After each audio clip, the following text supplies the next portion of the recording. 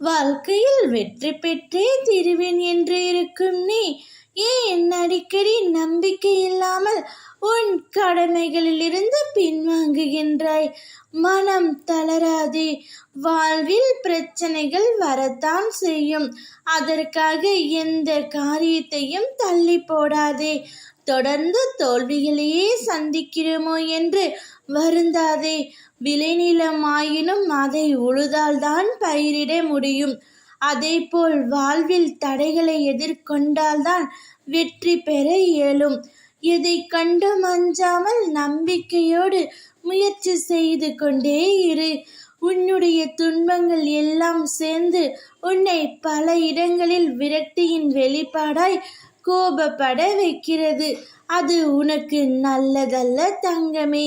கோபம் ஒருவரை வாழ வைக்க வேண்டுமே தவிர வீழ்த்தி புண்படுத்த கூடாது.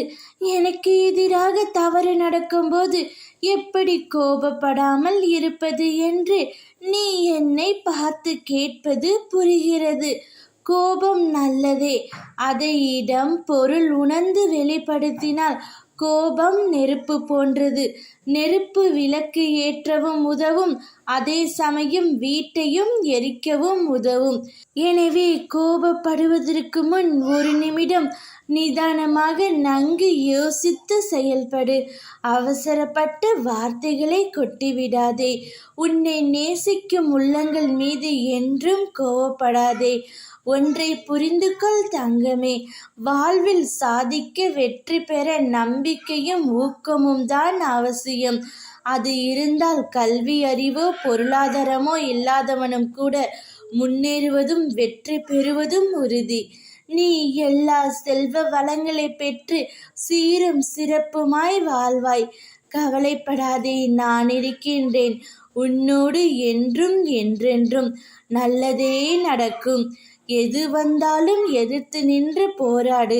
அனைத்தும் நன்மைக்கே என்பதை தீர்க்கமாக நம்பு. நான் இருக்கின்றேன். இன்று இரவோடு உன்னுடைய ஆபத்து காலம் அனைத்தும் விலகும். ஓம் நமோ நாராயணா.